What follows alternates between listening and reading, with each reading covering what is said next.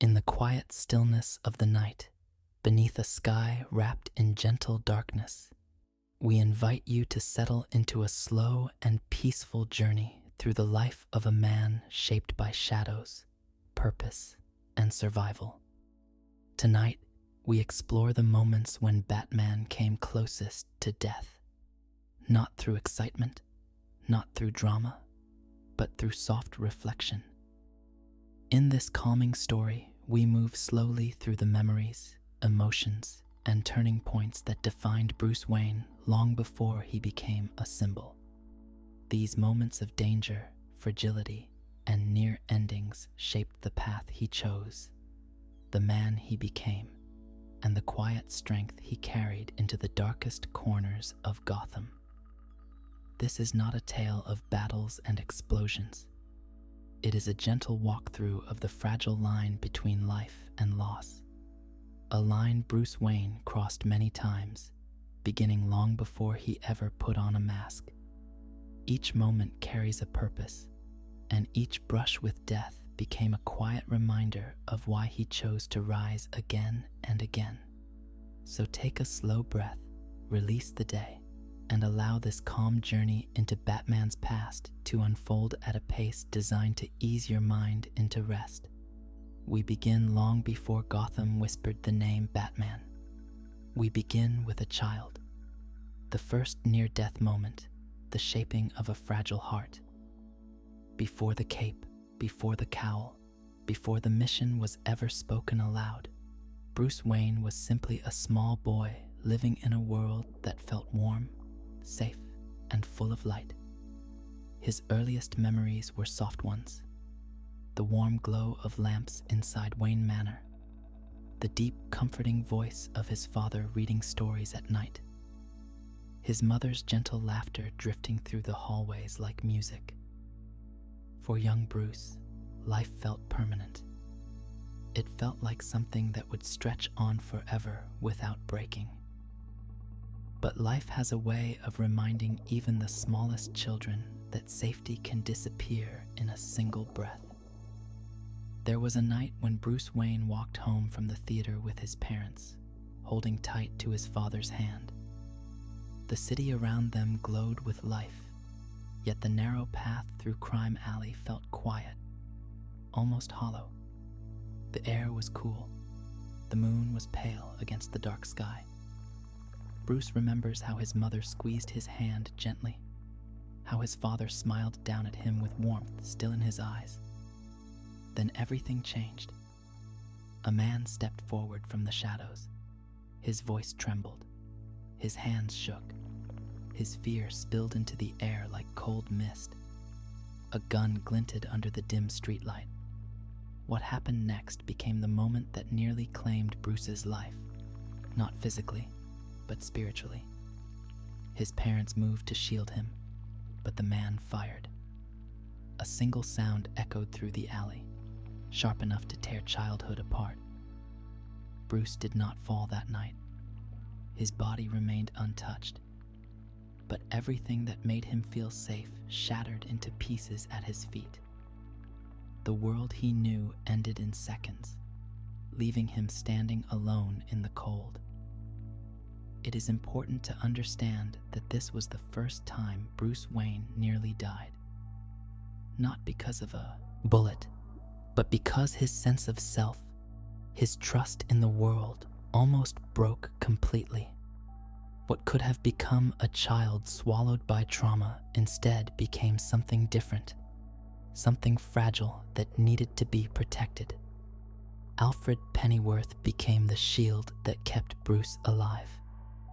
He arrived moments after the tragedy, gathering the trembling child into his arms and holding him against his chest. Rain fell softly around them, collecting on the ground where innocence had been lost. Alfred carried Bruce home, speaking to him with a calmness that masked his own heartbreak. For weeks afterward, Alfred watched over him gently.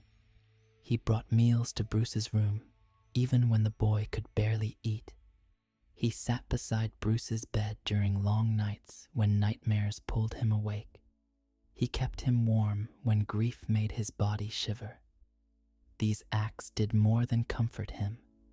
They preserved the small flame of life inside him. Because in those first days after the tragedy, Bruce came close to losing himself completely. The world had turned dark so suddenly, and the weight of loss pressed heavily on his young heart. But Alfred kept him tethered, kept him breathing, kept him alive. In those early years, Bruce did not yet know the path he would walk. He did not know the symbol he would become.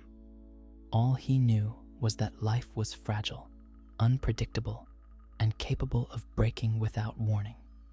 And in that fragile truth, a seed of purpose quietly formed. Years later, Bruce would describe this period as the time when something inside him almost died, a part of him that would have never grown into strength if not for the love and care that surrounded him. This near-death encounter was not loud or dramatic. It was quiet, internal, a heavy weight carried by a child who had lost everything. But it was also the beginning, the first thread in the story of a man who refused to let death erase meaning from life again. Early Batman years and his first true brush with mortality years passed after the tragedy in Crime Alley, and the quiet fragility inside Bruce Wayne slowly reshaped itself into resolve. He traveled the world, studying with masters of combat, discipline, and mind. He hardened his body, sharpened his instincts, and taught himself to live with pain rather than fear it. But no amount of training could erase the truth of his humanity. Under the armor of determination, Bruce remained mortal, breakable, vulnerable to the world he intended to protect. He learned this reality the very first night he stepped into Gotham as the Batman. The city was a labyrinth of rooftops, alleys, broken windows, and flickering streetlights. Gotham carried a darkness that felt alive, a shadow that watched him as he traced the skyline. His early suit was heavier than he expected. His movements were slightly delayed. His breath misted through the mask as he moved across tar-covered rooftops. Bruce believed he was prepared. He believed that years of training had carved him into something unshakable. But the city reminded him immediately that preparation was not enough. He was pursuing a pair of thieves across an old apartment complex, their footsteps echoing in the night. Bruce rushed after them, landing on a narrow ledge beneath a crumbling chimney stack.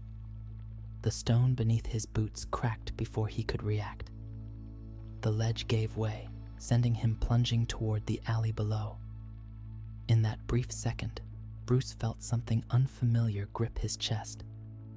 Not fear of failure, not fear of the mission ending, but the simple, unmistakable realization that he could die before his work even began. He reached out at the last moment and caught a rusted fire escape. Metal screeched under his weight, slicing into his gloves and tearing skin beneath. His breath caught in his throat as he dangled between life and the pavement far below. The sounds of Gotham faded. Even the footsteps of the fleeing thieves felt distant. For several long moments, he clung to the railing, feeling his heartbeat thundering against his ribs. This was his first true brush with death as Batman, not caused by an enemy, but by the city itself. A reminder that the path he chose would never forgive a single mistake. When he finally climbed back to safety, his arms trembled.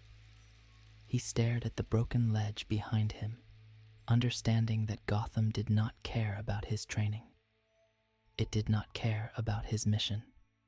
It would swallow him whole if he was careless. From that night on, Bruce carried this lesson quietly within him. Even heroes must respect the fragility of being human.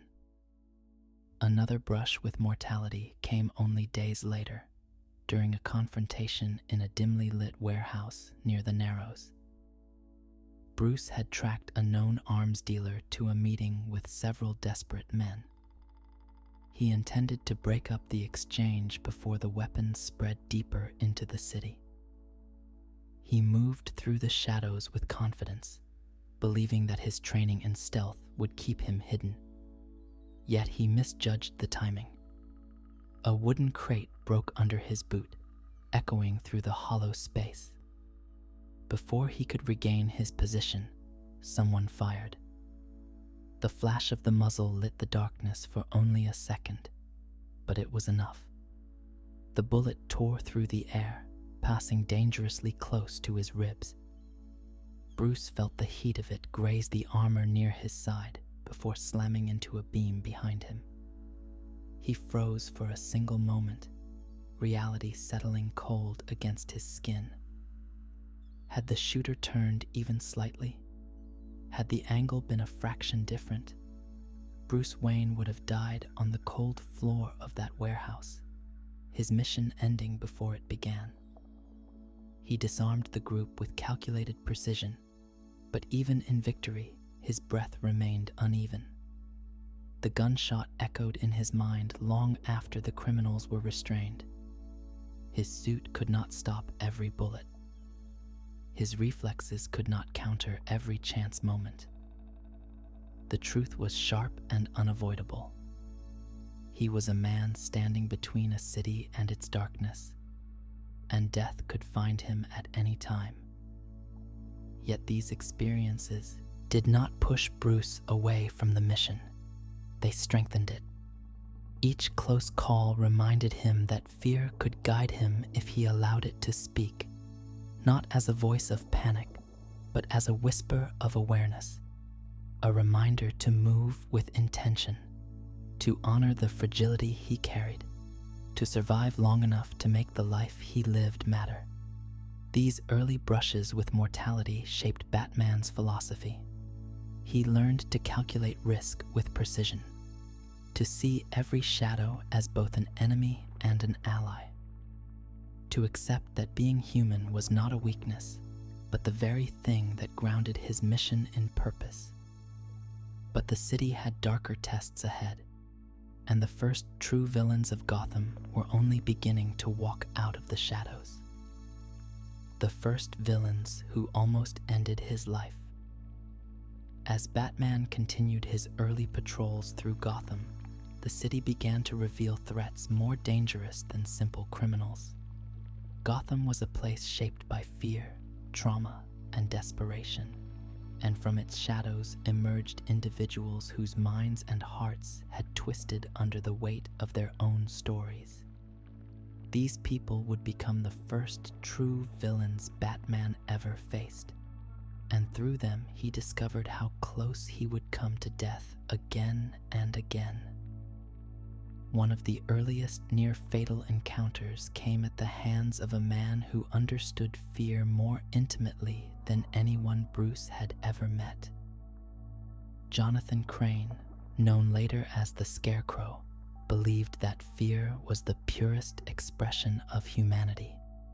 He experimented with its psychology until he found a way to turn terror into something physical, something that could cling to a person's mind like smoke.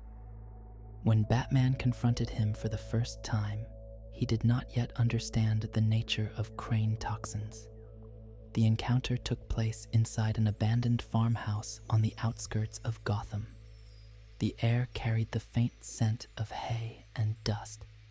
Wooden boards creaked beneath Batman's boots.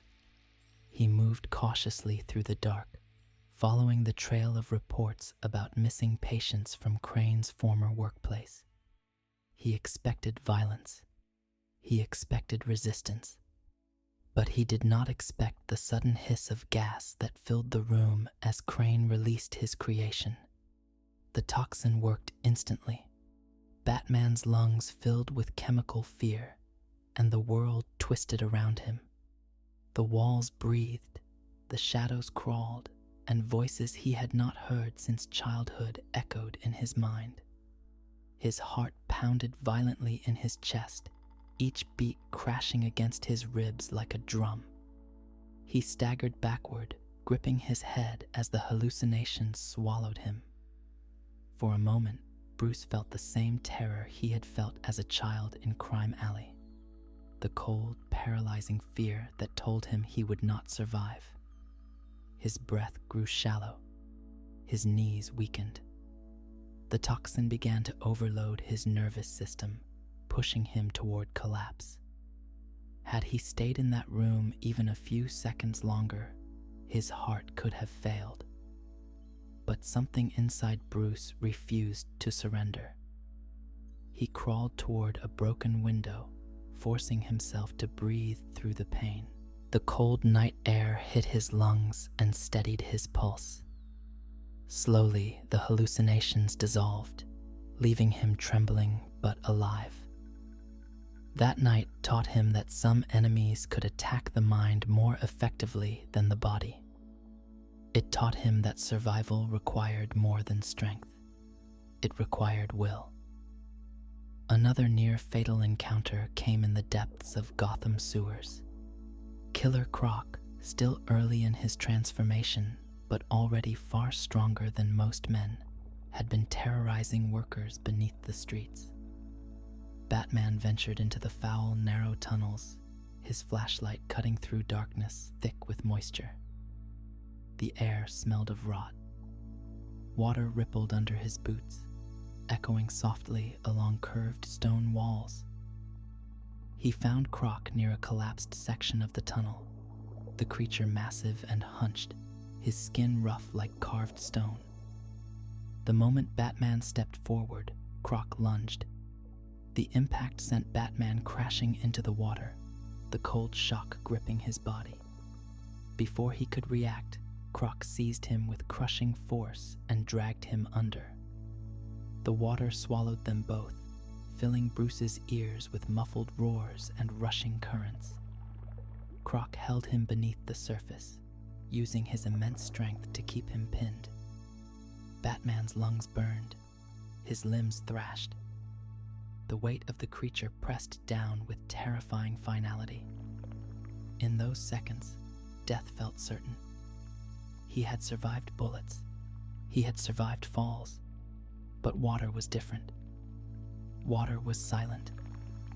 Water could claim him without leaving a trace. Desperation forced Bruce to search blindly with his hand until he found a jagged shard of debris along the tunnel floor. With the last of his strength, he drove the piece into Croc's arm. The creature roared and loosened his grip just enough for Batman to push himself upward, breaking through the surface with a gasp so sharp it tore at his throat. He staggered to the edge, coughing, trembling, alive by the narrowest margin. There was another moment during these early years, quieter but no less dangerous. A confrontation with a crime boss who cornered Batman inside a burning warehouse.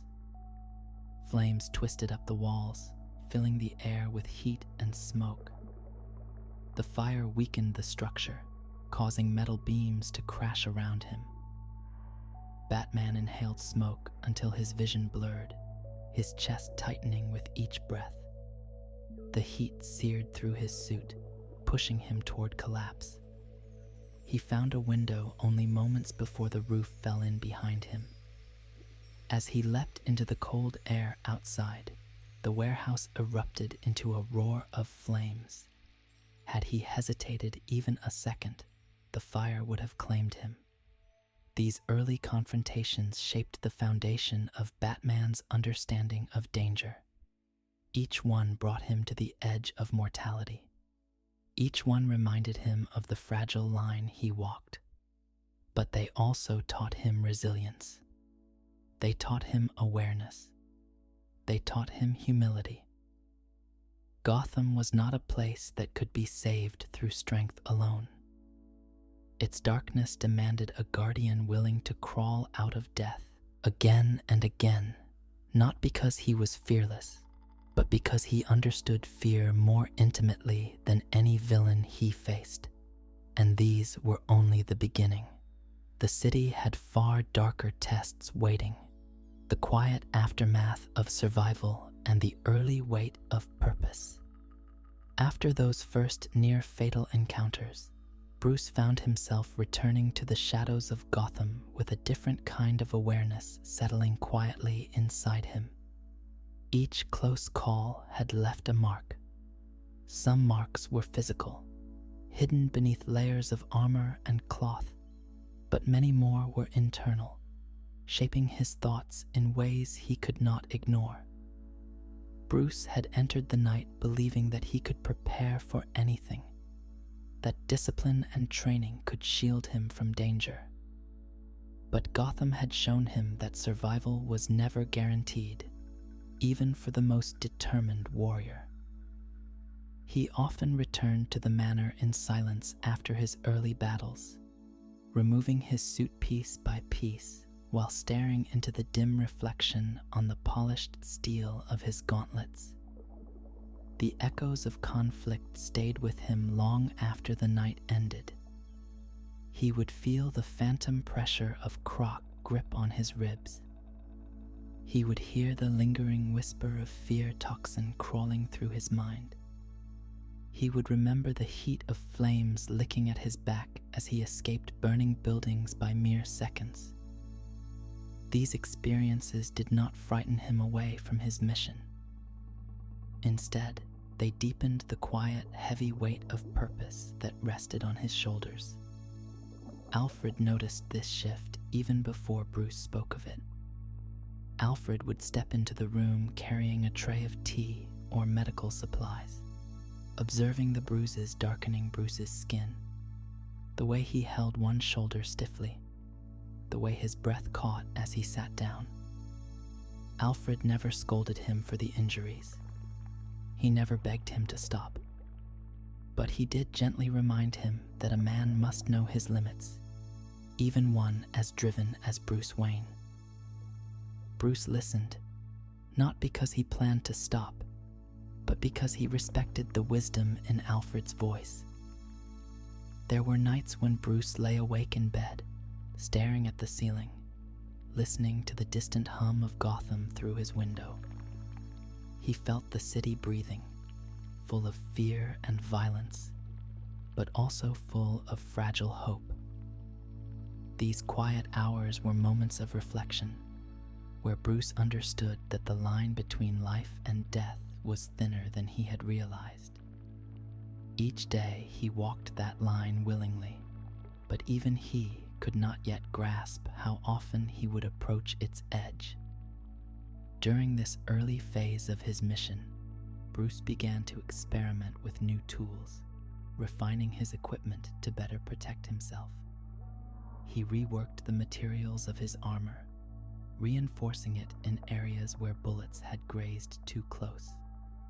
He created new grappling mechanisms after nearly falling from rooftops. He added filters to his mask after inhaling fear toxin for the first time. Each modification represented another answer to a lesson Gotham had forced upon him. But for every improvement he made, Gotham found new ways to test him. There was a night when Bruce followed a trail of missing persons into a forgotten district near the docks. The buildings were abandoned, windows shattered, doors hanging from rusted hinges. A faint sound guided him deeper into the area, a slow, rhythmic thumping that echoed through the empty streets. As he followed the noise, the ground beneath him gave way. A weakened section of concrete collapsed, sending Bruce tumbling into the dark interior of an old packing warehouse. He fell several stories before landing hard against a pile of splintered wood. The impact knocked the air from his lungs, leaving him gasping and dizzy. Pain radiated through his back and leg. For several long moments, he could not move. Dust filled the air, making each breath a struggle. If the debris had struck him at a different angle, or if the fall had been slightly off, he might not have survived. He lay in the dark, allowing his heartbeat to steady, accepting the stillness of the moment before slowly pulling himself upright. This was not a battle. This was not a confrontation with a villain. This was simply the danger of the environment itself. Gotham was alive, unpredictable, and unforgiving. It did not need a grand enemy to put Bruce Wayne at death's door. The city could do it all on its own. Bruce climbed his way out of the broken warehouse through beams and scattered rubble. As he emerged into the cold night air, he took a slow, deliberate breath, feeling the ache spread through his ribs and shoulders. He understood then that survival was not always dramatic. It was often quiet, unnoticed. A slip in the dark, a shift of concrete, a moment where reflex and instinct were all that stood between life and an ending. These early experiences blended together into something deeper. They shaped his sense of mortality. They taught him that his mission was not about proving his strength, but about accepting the fragile truth of life itself. Bruce knew he could die at any moment, yet he continued. Not because he sought death, but because he had already witnessed what happened when someone he loved was taken by violence and fear. He refused to let that fate fall onto another innocent soul. As he stood on the rooftops overlooking Gotham after one particularly long night, the city lights shimmered softly in the mist. He felt the cool wind brush against the edges of his cape. He closed his eyes for a moment and allowed himself to feel the weight of everything he had survived so far. He knew that countless challenges remained ahead. He knew that he would face enemies far more dangerous than anything he had encountered yet. But he also understood, in that quiet moment of reflection, that his journey was just beginning. The Joker encounters that brought Batman closest to death. As the months passed and Gotham adjusted to the presence of Batman, the city began to shift in unsettling ways. Gotham had always been dangerous, but now certain individuals seemed drawn out of the darkness by the very idea of someone standing against them. Among these figures, one would rise above all others as the embodiment of chaos, danger, and the thin line between life and death. This man would push Batman closer to the edge of mortality than anyone he had faced before. Gotham would come to know him as the Joker. Their first true encounter happened long before either of them understood the depth of the connection they would share. Batman had been following reports of a mysterious criminal leaving behind victims marked by an unnatural grin, a frozen expression of laughter etched onto their faces by a toxin nobody could identify. The pattern felt deliberate, almost theatrical. Each scene carried an eerie sense of performance, as if the killer wanted an audience. Batman tracked the source of the attacks to an abandoned chemical processing plant on the east side of Gotham, a place where old machines rusted and toxic fumes lingered in the air. The corridors were long and narrow, filled with echoes that shifted with every step. As Batman moved deeper, he felt a strange stillness, as though the building itself was waiting for something. Then he heard it. A laugh. Soft at first, drifting like a whisper through the machinery. Then louder, sharper, filling the hollow structure with a sound that carried amusement with a hint of cruelty. From the shadows stepped a man with pale skin, bright green hair, and a smile stretched unnaturally wide across his face. His eyes gleamed with a mix of delight and madness, as though he saw the world through a lens of endless entertainment. The Joker welcomed Batman with exaggerated politeness, making jokes about death, laughter, and the fragility of the human body.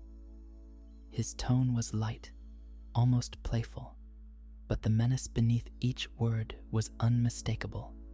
Their confrontation was swift but deadly.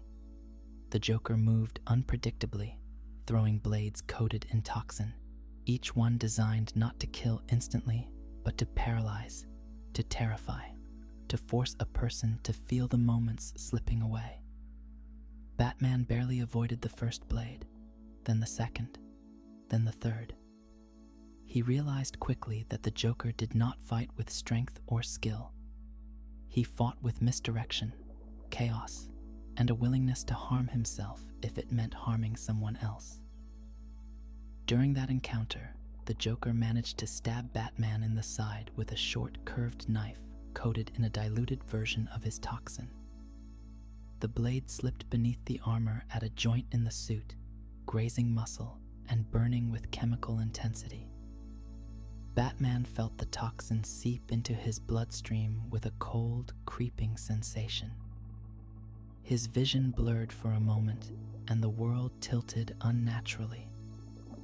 His breath became uneven as his heart rate spiked. The Joker laughed uncontrollably as Batman stumbled, delighted by the sight of the vigilante struggling to stay upright. The toxin was not enough to kill him, but it was enough to break concentration, enough to weaken his balance, enough to open the door to death if the Joker wanted it. Batman fought through the effects, striking hard and fast not to overpower the Joker, but to create distance. He forced himself toward the broken windows of the upper level, desperate for fresh air that might slow the toxin grip. He did not defeat the Joker that night. He barely escaped with his life. That early encounter left a mark far deeper than the wound in his side. Batman realized that this man fought without fear, without hesitation, without any sense of value for life, even his own. The Joker existed in a realm beyond logic, beyond reason, beyond control, and that made him the most dangerous kind of enemy. Their next meeting came months later, after the Joker had refined his toxins and discovered ways to deliver them through airborne chemicals. Gotham found itself in the grip of terror as a strange mist drifted through old neighborhoods. Victims collapsed with laughter that twisted into suffocation, their lungs tightening as the toxin overwhelmed them. Batman followed the trail to an old amusement pier where rusted rides groaned in the wind and faded lights flickered along the boardwalk.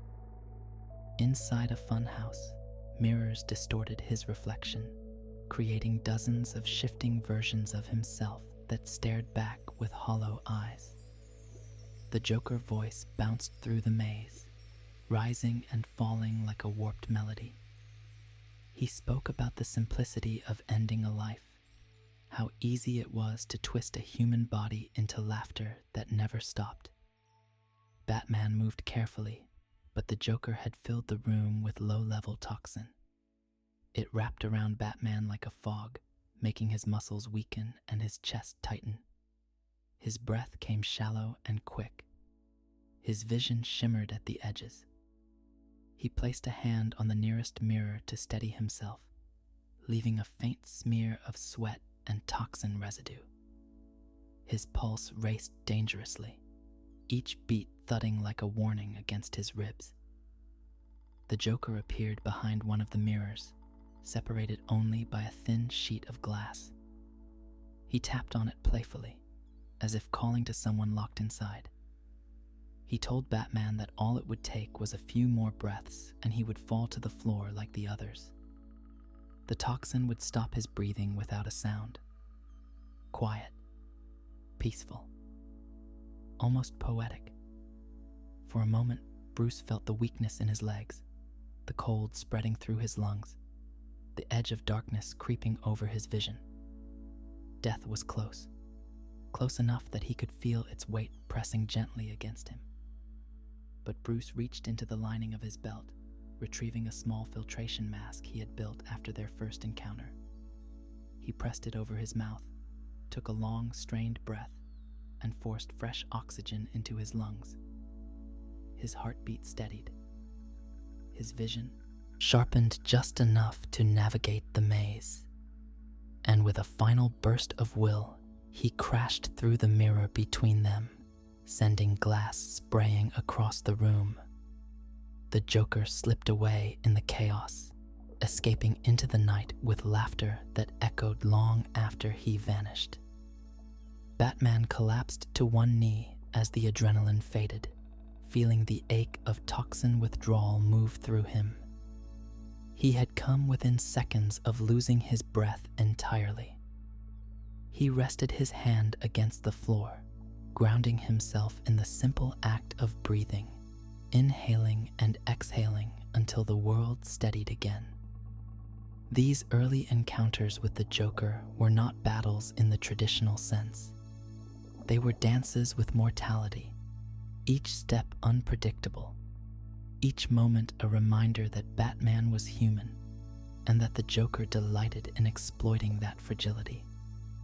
But they also taught Bruce something deeper, that purpose can survive even the closest brush with death, and that willpower can hold a man upright when his body begins to fail. And these were only the beginning of their long, dangerous history together.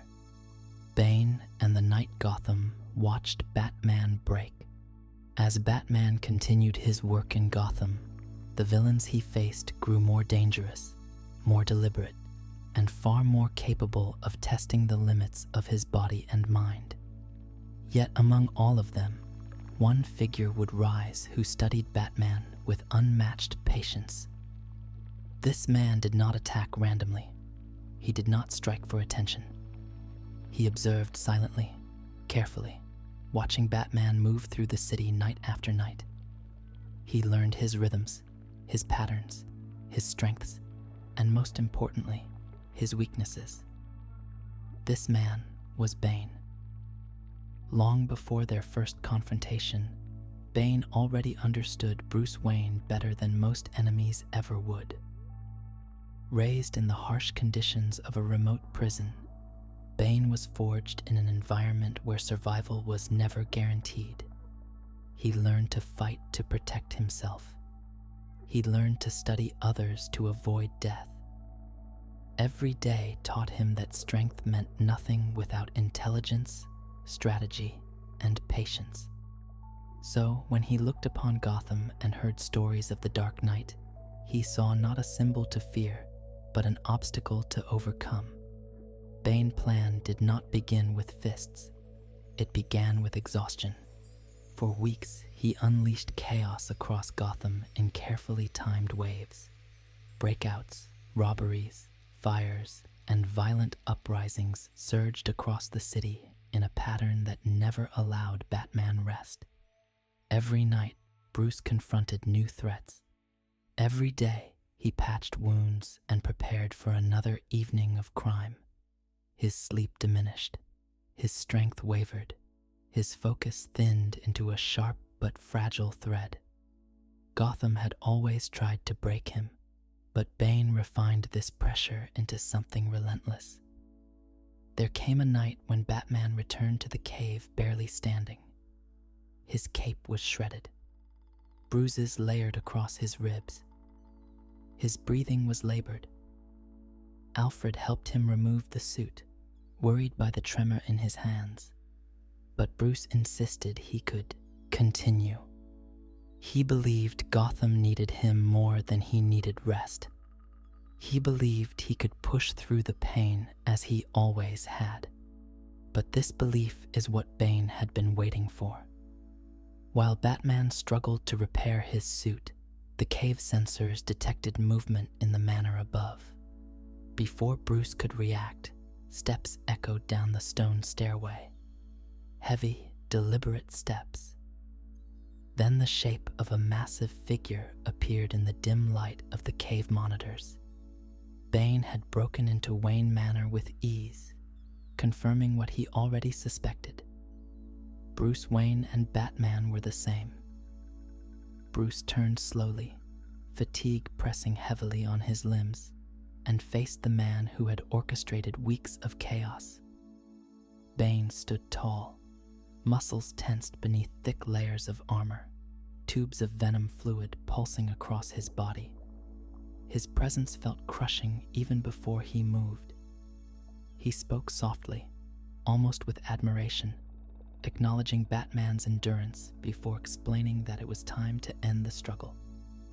Batman struck first, using the last reserves of his strength, but exhaustion turned every motion into something slower, heavier, far less precise.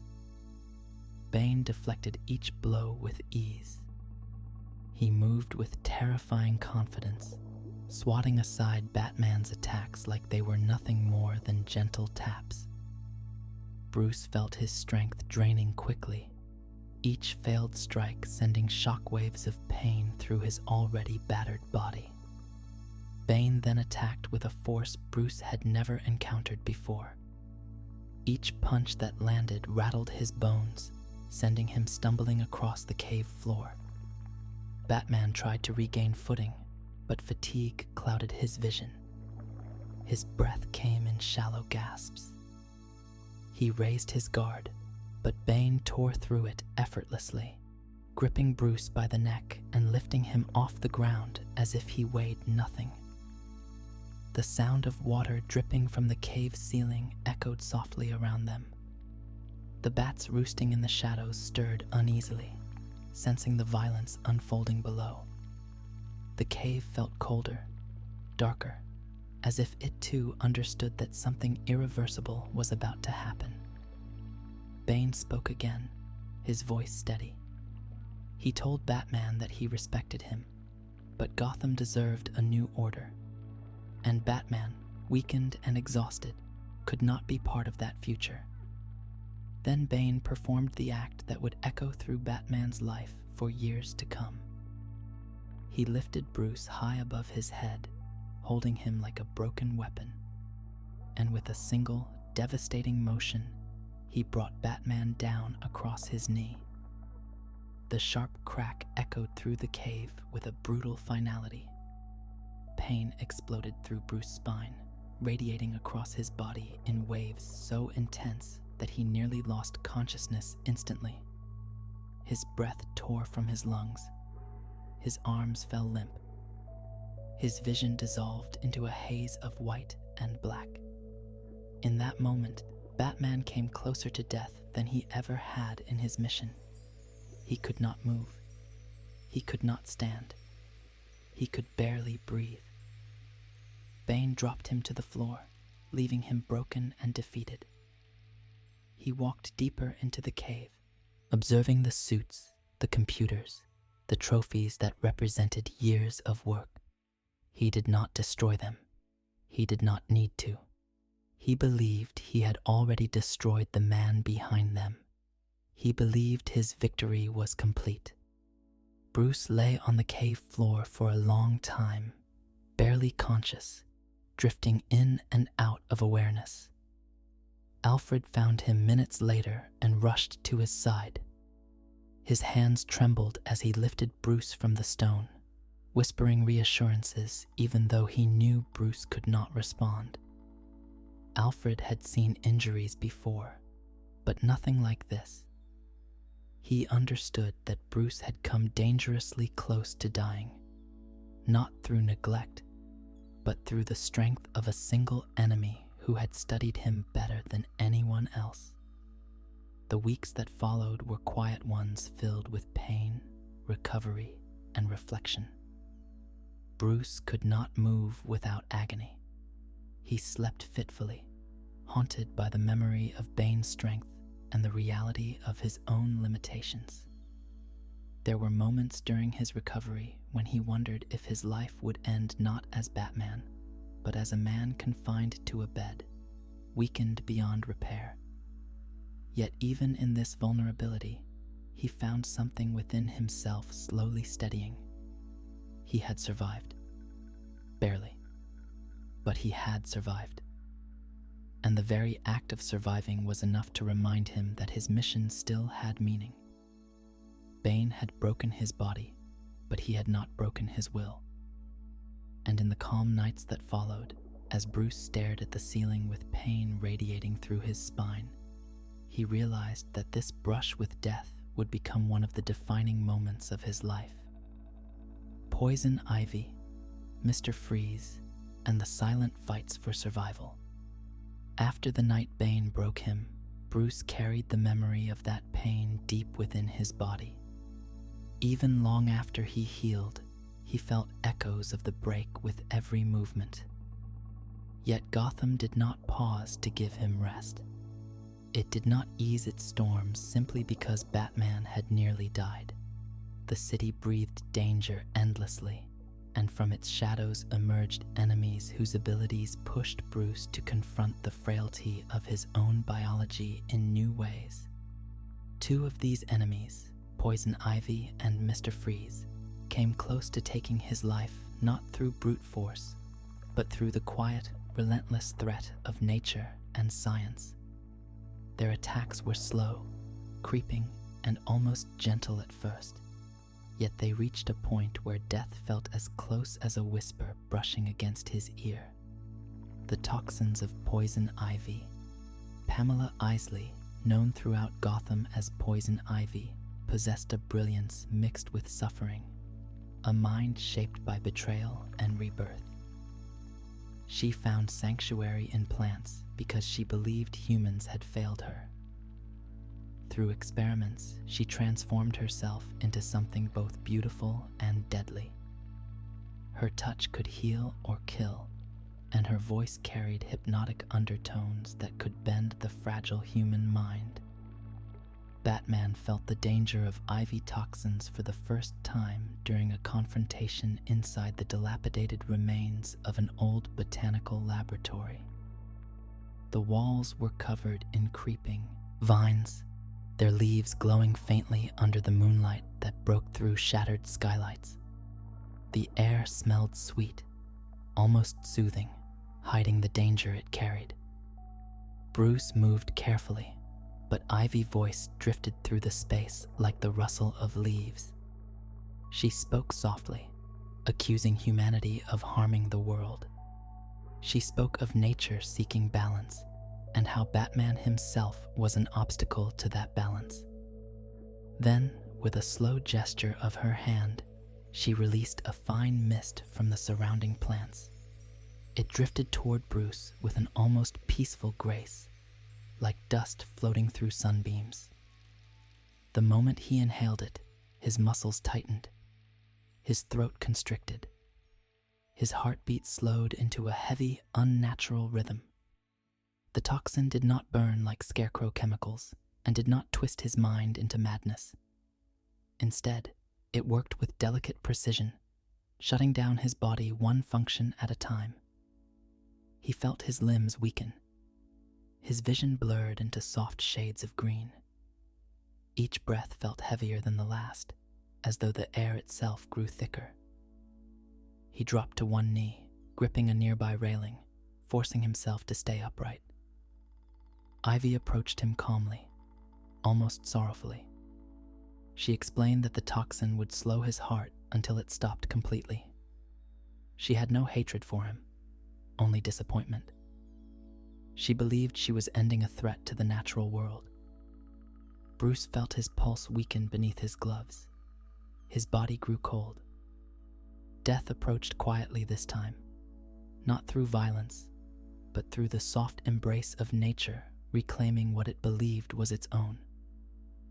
With trembling hands, Bruce reached into his belt and retrieved a specialized counteragent he had developed after earlier brief encounters with Ivy influence. The vial nearly slipped from his weakening fingers, but he forced his mind to stay focused. He injected the antidote into his arm and felt the relief spread slowly, like warmth returning to frozen skin. His breath steadied. His vision sharpened. He stood again, not with strength, but with will. He did not fight Ivy in that moment. Instead, he walked away as the antidote cleared the remaining toxin. It was one of the few times Batman withdrew not from defeat, but from respect for his own limits. Ivy had nearly killed him, and he understood that her power was not one he could underestimate again. The freezing grip of Mr. Freeze. Not long after this encounter, Gotham plunged into a cold so unnatural that even winter itself seemed surprised by it. Streets frosted over in minutes. Windows cracked from temperature shifts. Fog hung low across the city, shimmering like ice crystals suspended in air. The source was Victor Freeze, a man whose heart had frozen long before his body did. Mr. Freeze did not seek destruction for its own sake. His motivations came from grief, from the desperate need to save the woman he loved. Yet his methods, born from hopelessness, threatened everyone around him. Batman knew that confronting Freeze meant facing someone who controlled temperatures capable of stopping human life in seconds. Their near-fatal confrontation happened inside a cryogenic research facility on the outer edge of Gotham Industrial District. The moment Batman stepped inside, he felt the cold wrap around him like a sheet of glass. His breath formed clouds that lingered and drifted through the hallway. His cape stiffened slightly as frost touched its edges. Freeze stood near a massive cryo chamber, surrounded by machines humming with low, rhythmic energy. He did not attack immediately. Instead, he spoke with a calm voice that echoed off the frozen walls. He explained his purpose, the loss of his wife, the injustice he endured, and the lengths he would go to save the only person who ever made him feel warm inside. Batman sympathized, but the city surrounding them was dying under the sudden frost, and he knew he had to intervene. Freeze raised his weapon slowly, almost gently. A soft click echoed through the chamber. Then a beam of absolute cold surged forward, striking Batman square in the chest. The impact froze the armor instantly, encasing parts of it in thin sheets of ice. The temperature dropped so sharply that pain shot through Bruce's ribs, making every breath feel like inhaling shards of glass. The ice spread quickly, across his gloves, up his arms, toward his throat. Bruce tried to move, but the freezing energy stiffened his muscles. His joints locked, his heartbeat slowed, his chest tightening under the oppressive cold. In that instant, death felt close in a quiet, suffocating way. Not loud, not violent, just cold. A cold so deep it felt like it could steal the life from him without a sound. Using the last moments of mobility he had, Bruce pressed a hidden thermal charge inside his gauntlet. It detonated with a muffled pulse of heat, shattering the ice around him. He fell to the floor, coughing as the cold receded. Freeze fired again, but Bruce rolled out of the beam path. His breath was thin, his fingers numb, but he forced himself upright. He knew he could not defeat Freeze through brute force. He had to outthink him. Through a calculated series of maneuvers, Bruce redirected the cold beam into the facility power conduits, creating a burst of heat that weakened Freeze's suit. The confrontation ended without further violence, but the encounter left Bruce shaken. He had felt life slipping away just moments before, taken not by malice, but by the touch of a man lost in grief. The fragility of human limits. These encounters with Ivy and Freeze reminded Bruce that the threats he faced did not always roar. Some whispered, some chilled the air, some kissed the skin with toxins, some numbed the senses slowly until death became a quiet possibility. Each villain tested a different part of his humanity, his breath, his heartbeat, his warmth, the very functions that kept him alive. And with each brush against death, Batman understood his mission more clearly. He could not rely on strength alone. He could not rely on gadgets alone. He had to rely on discipline, awareness, and a quiet resilience that could outlast fear, cold, and pain. These were lessons he would carry into the darkest nights ahead. The quiet weight of survival and the long night between battles. After the encounters with Poison Ivy and Mr. Freeze, Bruce returned to the cave carrying not just the physical strain of those fights, but a quieter heaviness that settled deep within his mind. Each brush with death left a lingering echo, a reminder that even with all his skill, all his preparation, and all his willpower, he remained a man vulnerable to forces he could not always anticipate. These truths followed him into the cave, into the manor, and into the rare moments of stillness that his life allowed. In the hours immediately after his confrontation with Ivy, Bruce sat in the medical wing of the cave with the faint green residue of her toxin still clinging to his skin.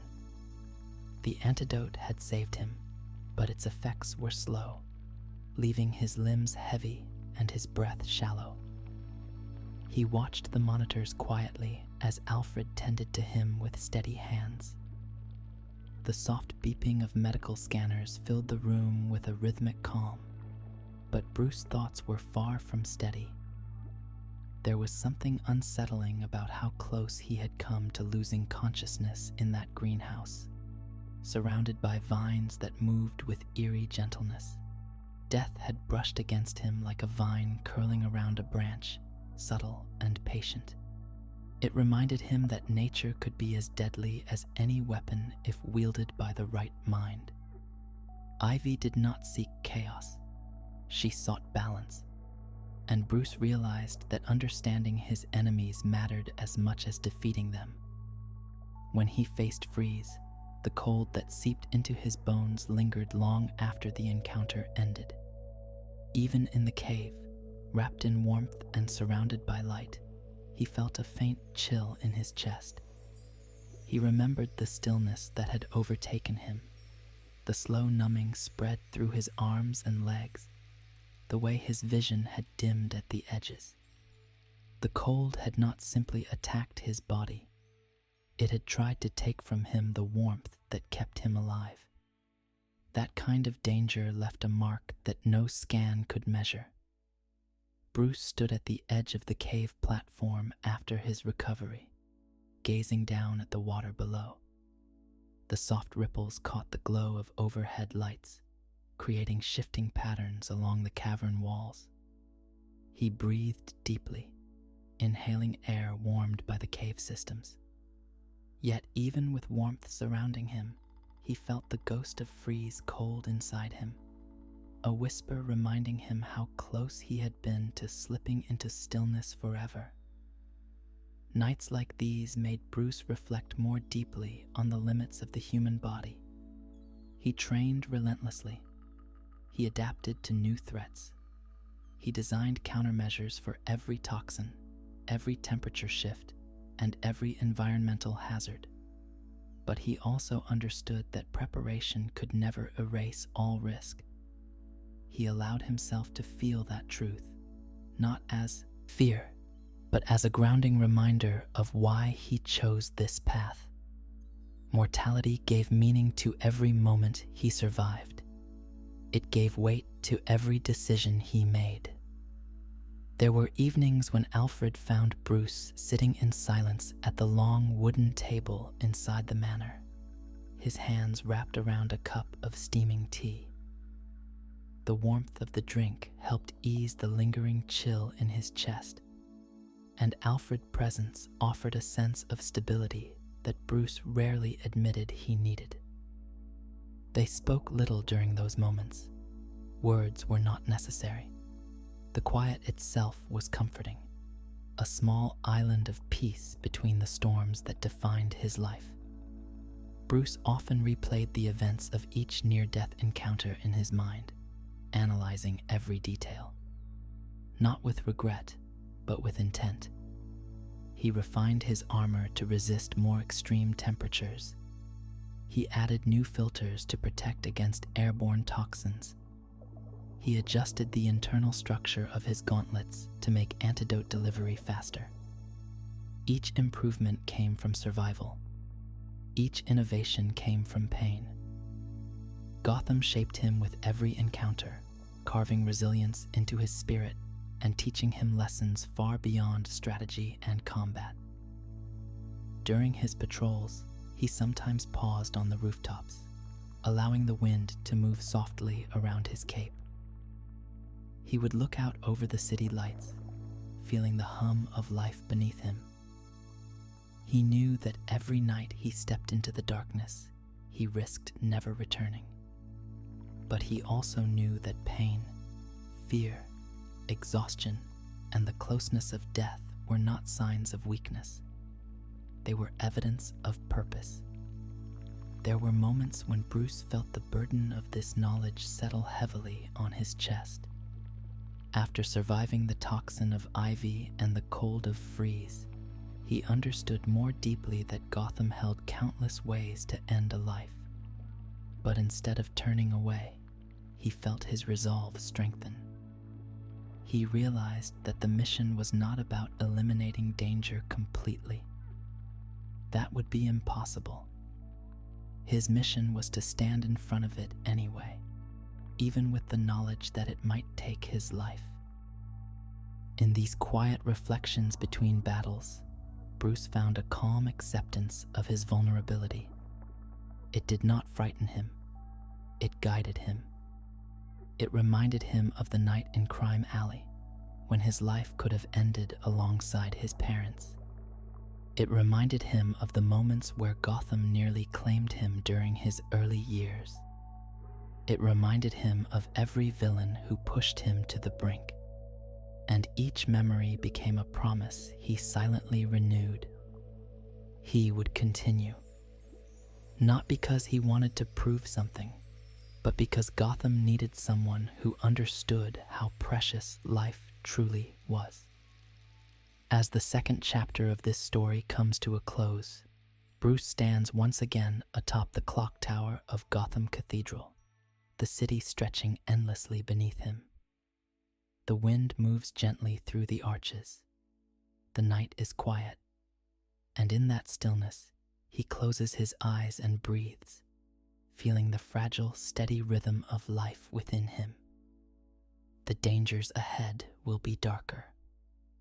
The enemies will be more ruthless, and the near-death moments will grow even closer. But for now, in this soft moment between storms, Batman remains a silent guardian, strengthened by every breath he has fought to keep Ra al Ghul and the spiritual death of Batman. As the years continued, Bruce Wayne discovered that danger did not always emerge from Gotham's shadows. Some threats were ancient, patient, and shaped by philosophies far older than his mission. Among these figures, none challenged him more deeply than Ra al Ghul. Their connection stretched beyond simple conflict. It reached into the foundations of identity, purpose, and the fragile thread that ties life to death. Ra al Ghul viewed the world not as a collection of nations or cities, but as a vast organism struggling to survive.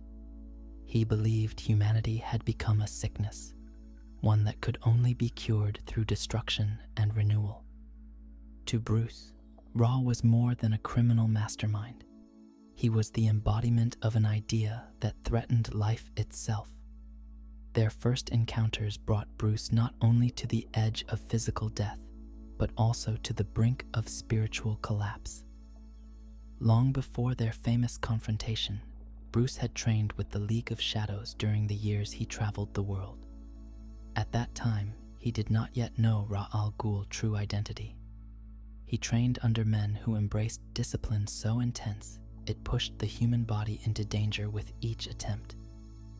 Bruce was pushed to exhaustion daily, forced to climb icy cliffs with bare hands, endure days without rest, survive combat with multiple opponents, and meditate on the concept of death until it felt familiar to him.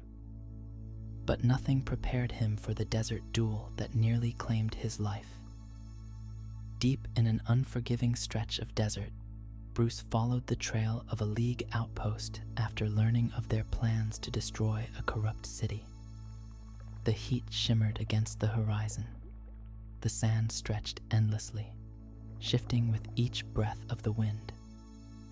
Bruce walked for hours under the relentless sun, feeling sweat dry instantly against his skin. His canteen grew lighter with each step. The desert air seemed to draw moisture and strength from his body, leaving behind nothing but grit and determination. When he reached the outpost, Ghul was waiting. He stood tall above the dunes, his robes blowing gently in the faint breeze. His presence felt ancient, as though he were a part of the landscape itself. He spoke calmly, almost with regret, reminding Bruce that humanity would always destroy itself unless guided by a stronger hand. Bruce rejected this belief, insisting that people were capable of change, capable of rising above their darkest impulses. Listened with faint amusement, then offered a challenge. A duel in the open desert. No weapon but the will to survive. Bruce accepted. The heat pressed against them as they circled one another. The sun beat down like a hammer, draining strength from Bruce's limbs. Sweat stung his eyes. Sand shifted under his boots with every movement. Fought with the ease of someone accustomed to harsh climates, someone who understood the patience of desert winds. Bruce's strikes grew slower as the temperature stole his breath. Remained calm, his movements deliberate and controlled, each step precise. The fight pushed Bruce closer to death, not through wounds, but through exhaustion. His lungs burned with every breath. His vision darkened at the edges. The horizon blurred into wavering lines. As he staggered, struck him across the chest, sending him tumbling into the sand. Bruce tried to rise, but the heat pressed down on him like a weight, forcing him toward the earth. The sand beneath him felt warm, almost comforting, as his body weakened. He tasted dust in his mouth as his strength drained away completely. Approached him slowly, and for a moment Bruce believed this would be the end. There, under the desert sun, he understood a different kind of near death. Not a swift strike, not a crushing blow, but a slow descent into stillness, a calm fading, the kind of death that arrives not with violence, but with silence. Instead of striking the final blow, spoke with unexpected clarity. He told Bruce that death did not frighten him. He lived with it, embraced it, and used it as a tool to strengthen his purpose. Believed that Bruce's fear of loss made him weak. Bruce believed that it made him human. They were two sides of the same coin, both shaped by pain, yet walking different paths. With great effort, Bruce rose again. His breathing was shallow, but his will remained. He refused to let the desert consume him. He refused to surrender to the illusion of inevitability. Something in his eyes shifted, a deeper resolve forming within him. Stepped back and allowed the duel to end without another strike. He understood Bruce's determination, and for the first time, he respected it. Yet this was not the encounter that nearly killed Batman in the most literal sense. That moment came later, in a hidden chamber deep within the League's stronghold, where the mysterious Lazarus Pit shimmered with unnatural energy. Bruce confronted there during a later mission, tracking him in an effort to stop the League from releasing a plague across a major city. The Lazarus Pit was unlike anything Bruce had encountered. It glowed with an eerie green light, bubbling softly like a living pool. Ra descended into it to restore his strength, rising moments later with renewed vitality and a mind fractured by the pit's chaotic influence. In that state, Ra became unpredictable, dangerous beyond reason, and consumed by a surge of violent clarity.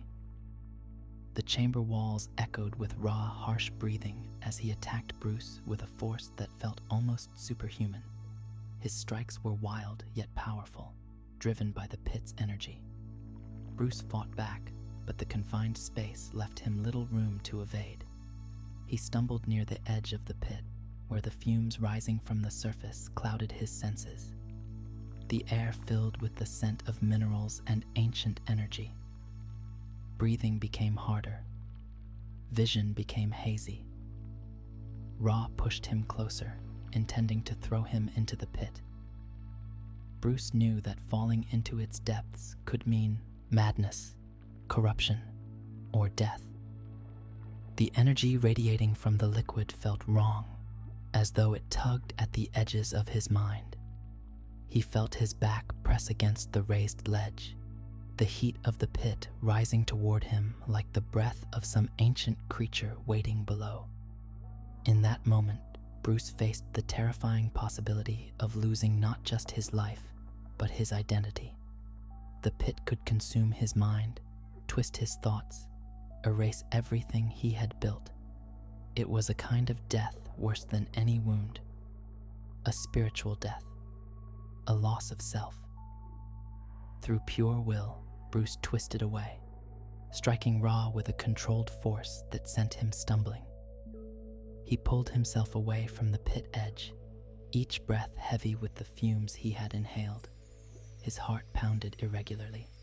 His limbs felt weak, but he remained conscious, alive, and in control. Though he survived the confrontation, the experience stayed with him in a way few battles ever had. The Lazarus Pit did not simply threaten his body. It threatened his sense of reality. It reminded him that death could take many forms, and that losing oneself could be as final as any physical end. These encounters with Ra al Ghul left Bruce understanding that survival required more than strength. It required purpose. It required clarity. It required a steady heart in the face of spiritual darkness. And as Bruce returned to Gotham, he carried with him the weight of every lesson learned in the desert, in the stronghold, and at the very edge of the Lazarus Pit. The Court of Owls and the maze that almost ended Batman. There are threats in Gotham that move loudly, announcing themselves through chaos, destruction, and the bold theatricality that villains like the Joker favor. But there are other threats, older ones, that move quietly beneath the surface of the city, whispering through history with voices too soft for ordinary citizens to hear. Among these shadows exists the Court of Owls, a secret society that shaped Gotham long before Bruce Wayne ever walked its streets. Batman did not merely confront them. He was pulled into their labyrinth, where he came closer to death through despair and exhaustion than perhaps at any other time in his life. The Court of Owls operated in secrecy for generations, weaving influence into Gotham architecture, politics, and wealth. Their reach extended into every layer of the city. Stories of them drifted through Gotham history like nursery rhymes, warnings whispered to children about creatures watching from the dark. Bruce had dismissed those tales in his youth.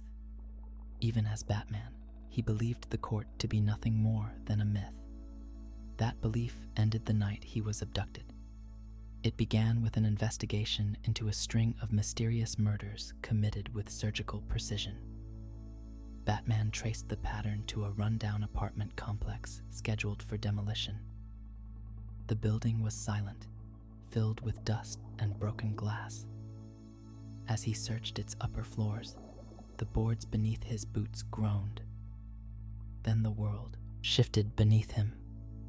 A trap concealed in the floor released, sending him tumbling into darkness far below.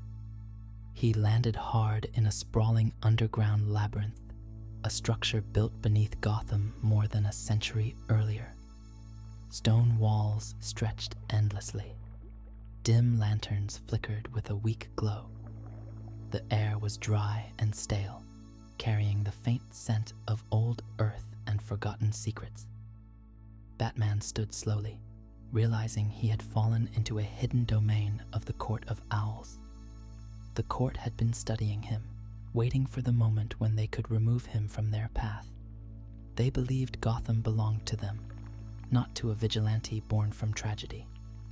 And so they placed him in their maze, designed not to kill swiftly, but to erode the mind and body over time. Hours passed as Batman navigated the twisting corridors. Then those hours became days. The labyrinth was disorienting. Every corridor looked the same. Every turn led to a wall, a dead end, or another unfamiliar passage. The walls displayed photographs of people lost to the court, their faces captured at the moment of their final breath. These images were arranged to break the spirit, to remind Batman that countless others had been swallowed by this place and never returned.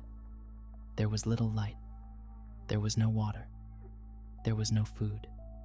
There was no sense of time. In those endless hours, Batman began to feel the earliest signs of dehydration. His throat grew painfully dry. His lips cracked. His steps slowed. Each movement felt heavier, as if the labyrinth pulled against him like a living creature trying to claim him. The court left a single source of water in the maze, a small reflective pool in the center of a chamber decorated with marble and bone. It looked clean, inviting, almost sacred.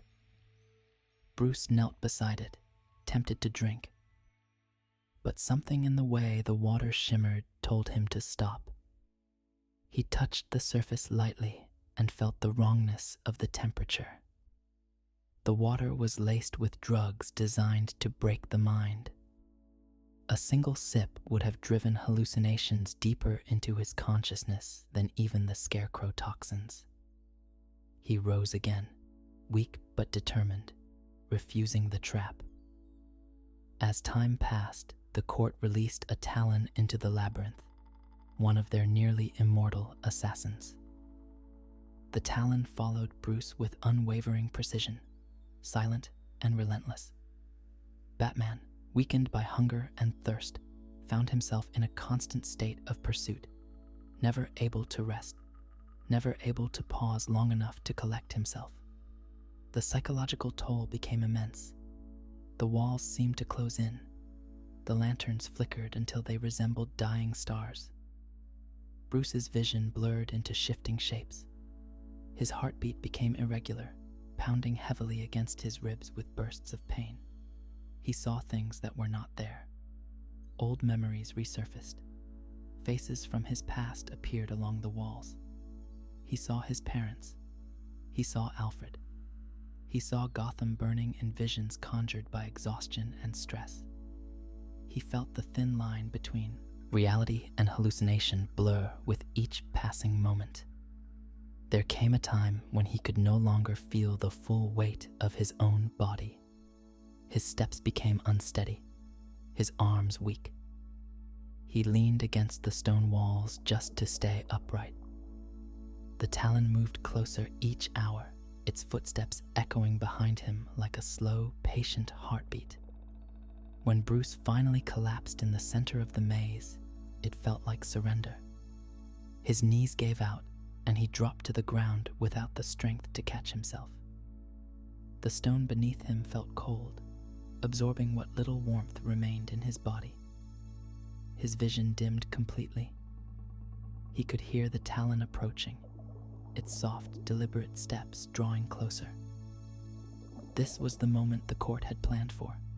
They wanted him broken, not physically, but mentally. They wanted him to die not as Batman, but as a man lost to despair. But Bruce Wayne did not fade. In the smallest corner of his mind, a memory formed, a spark, a vision of a night sky above Gotham, a reminder that beyond these walls, a city waited for him. People waited for him. A mission waited for him. With the last fragments of his will, Bruce forced himself upright. Pain shot through his body as he stood, but he welcomed it. Pain meant life. Pain meant awareness. Pain meant he had not surrendered. He confronted the Talon with movements that were slow and weakened, but guided by determination rather than strength. The fight was brutal, each strike draining what little energy he had left.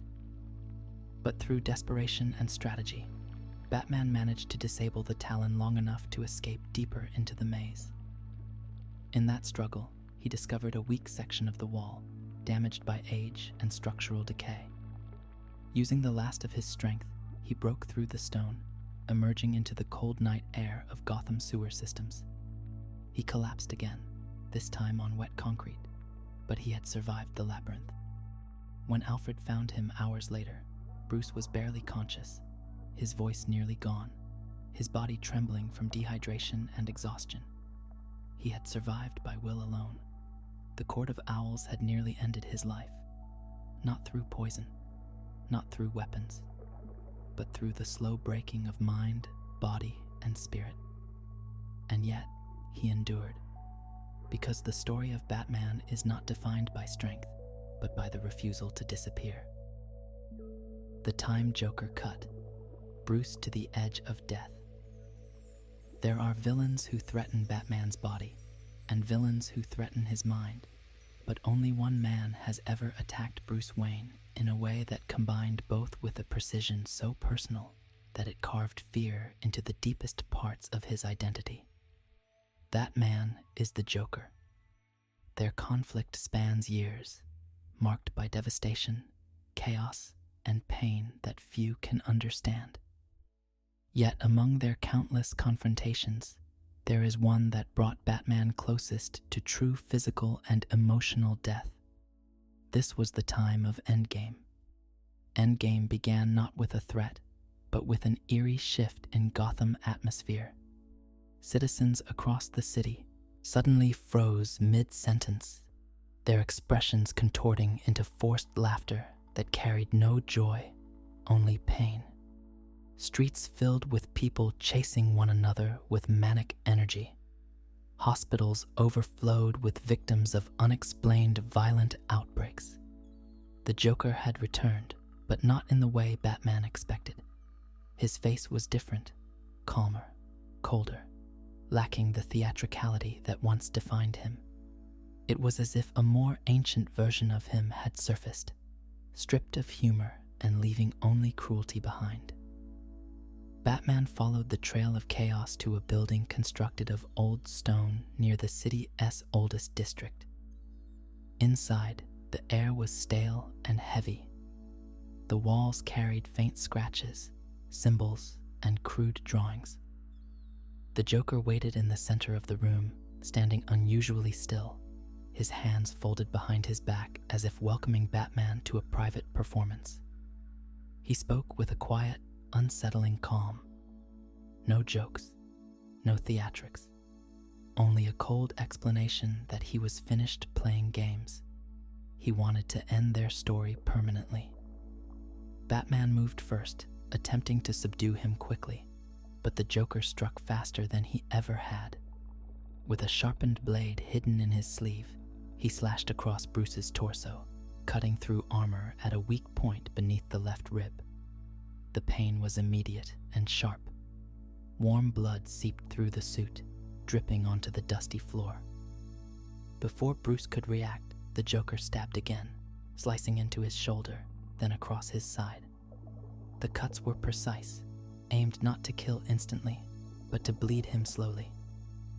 The Joker stepped back and watched as Batman dropped to one knee, breath shaking. He whispered that this time he wanted Bruce to feel his life slipping away, inch by inch. Batman stood despite the pain, but the blood loss began to weaken him minutes into the fight. His vision dimmed at the edges, his grip loosened around his gauntlet. Every step felt heavier, as though the floor pulled him downward. The Joker then unleashed another wave of toxin through hidden vents in the room. It was different from his usual chemicals. This one created a sense of suffocating dread, intensifying pain by slowing the body's natural response to injury. Bruce's heartbeat became irregular. Sweat dripped from his brow. His breaths came shallow and slow. Still, he pressed on. They fought through a series of tunnels beneath the building, deeper and deeper into Gotham underground. Water dripped from pipes overhead. Old bricks crumbled under their feet. Bruce fought not with strength, but with endurance, each movement powered by a will he refused to surrender. Joker laughed with pure delight, enjoying every stumble, every gasp, every moment Bruce faltered. Near the end of the underground maze, the Joker threw an explosive charge at a support beam. The detonation sent a shockwave through the tunnel, collapsing the ceiling behind them. Dust filled the air. Rocks crashed down. Bruce shielded himself from the debris, but was thrown backward, slamming against a broken section of wall. More blood poured from his wounds, staining the dirt beneath him. Pinned beneath rubble, weakened by blood loss, and surrounded by toxin, Bruce felt death settle near him, not as a looming threat, but as a quiet presence watching with patience. Joker approached him slowly, stepping over broken stone, humming a gentle, unsettling tune. He crouched beside Batman, placed a hand on the broken mask, and whispered that Gotham would be better off without him. The city, he said, needed an ending to their endless cycle, and he wanted to be the one to bring it. For a moment, Bruce's body would not respond. His limbs felt heavy. His head swam. His pulse weakened. He could feel the coldness of shock creeping across his skin. The edges of his vision faded into darkness. But somewhere within that darkness, a faint memory flickered. The voice of his father. The warmth of his mother's hand. The steady, calming presence of Alfred. And the quiet truth that Gotham still needed him. Bruce forced his body to move, inch by inch. He pushed the debris off his torso, grit grinding into his wounds as he strained against the tunnel floor. He reached up, grabbing Joker's wrist and pulling him off balance. The movement was slow, weak, but unexpected enough to give Bruce the moment he needed. With one final surge of strength, he drove the Joker into a support pillar, knocking the wind from him. The collapse continued to spread through the tunnels, and the ceiling above began to crumble more violently. The ground gave way beneath them. Batman and Joker fell into a deeper chamber below, landing hard among old stone and dust. Joker lay laughing even as rocks fell around him. He whispered that they would die together in the place where Gotham's secrets were buried. For a brief moment, Bruce believed him. His wounds were severe, the blood loss significant, his strength nearly gone, but he refused to let death write the end of his story. He used a remaining grapnel line to hook onto a stone beam above and pull himself out of the collapsing chamber. He could barely hold on, his arms shaking uncontrollably as he lifted himself from the debris. Behind him, the Joker voice faded under the roar of falling stone. When Bruce finally emerged through a maintenance hatch into the open night air, he collapsed on the cold rooftop. The sky above him stretched wide and quiet. His chest rose and fell with difficulty. He placed a shaking hand over his bleeding wounds, feeling the faint, fragile rhythm of his heart. Death had followed him into those tunnels like a shadow, brushing against him with every step, every strike, every breath. But again, he had survived. Not through strength, not through certainty, but through the quiet refusal to let Gotham become a world without Batman. the quiet shadow of symbolic death and the long return to self. When Endgame finally ended and Gotham slowly crawled out of the chaos left behind, Bruce Wayne found himself in a space between life and something far quieter. The battles he fought in those tunnels left him more wounded than he had been in many years. His ribs were cracked. His muscles trembled uncontrollably. His skin was marked with deep cuts that burned with every breath. But the deeper wounds were the ones carved into his mind and spirit. Recovering from those injuries was not a simple matter of rest. His body could heal over time. Bruises could fade. Cuts could close. Bones could knit themselves back together with enough patience and care. But the memory of suffocating darkness, of blood dripping quietly through his suit, of the Joker voice echoing off stone as the world collapsed around them, lingered in a place even Alfred could not reach. When Alfred found him hours after the tunnel collapse, Bruce was barely awake, lying on his side with torn armor exposing the bruised skin beneath. Alfred helped him to the cave with a tenderness that came from years of watching him return from battles that should have killed him. He cleaned each wound with careful precision, his hands steady even as worry filled his eyes. The silence between them was heavy. It was the kind of silence that carries fear and love at the same time. For days afterward, Bruce remained in the manor, moving slowly with the help of a cane, his breath shallow and uneven. At night, when pain disrupted his attempts to sleep, he sat in the dark of his study, bathed in the dim glow of moonlight through tall windows. The house felt different in those hours. The shadows seemed softer, as if they recognized what he had endured. The ticking of the old grandfather clock carried a slow, steady rhythm that grounded him when his thoughts drifted toward the tunnels. Death lingered in those memories like a quiet guest who refused to leave.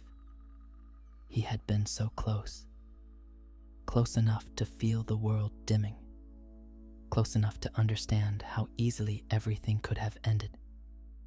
But something inside him refused to fade. Something gentle, something enduring. The same spark that carried him through the desert under the scorching sun. The same spark that pushed him past the toxins of ivy and the freezing grip of freeze. The same spark that lifted him from the cold stone floor of the Owl's Labyrinth. That spark was not hatred, not vengeance, not anger. It was purpose. As his body slowly healed, Bruce began to examine his survival with a quiet, meditative clarity. He understood that symbolic death had become part of his life. He confronted it in many forms, through fear, through exhaustion, through grief, through blood loss, and through the constant threat Gotham cast upon its defenders. Each near-death moment was not simply another battle. It was a reminder of the delicate line he walked every night. In these weeks of recovery, Bruce returned several times to the cave, moving carefully down the stone steps as Alfred insisted he take his time. He would stand before his suits, examining the faint scratches, cracks, and lingering damage left behind. Each mark represented a story, a lesson, a moment when he survived something meant to end him. He traced these marks with his fingertips, feeling the grooves left by blades, by claws, by shattered stone. There was a strange peace in acknowledging the fragility of life. It allowed him to understand why he continued, why Gotham needed him, why he had chosen this path long ago. Bruce did not seek glory. He did not seek recognition. And despite what many believed, he did not seek victory. He sought to prevent the kind of silence that followed his parents' deaths. He sought to protect the fragile lives that trembled in the darkest corners of the city. He He sought to ensure that no child, no family, no innocent soul would feel the same cold emptiness that shaped him in Crime Alley.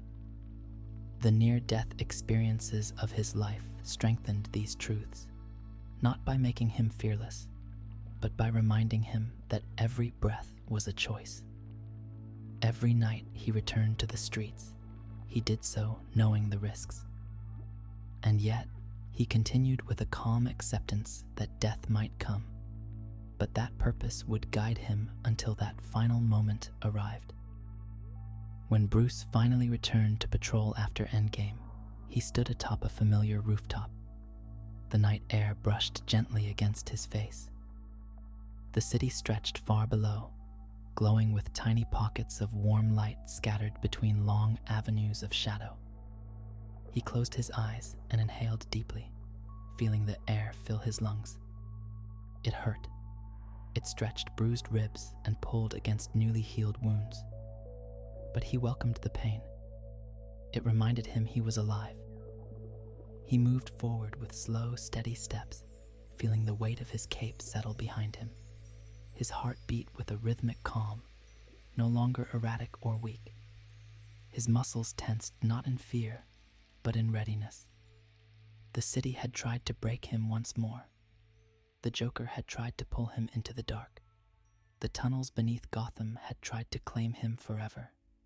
Yet here he was, breathing, standing, watching over Gotham once again.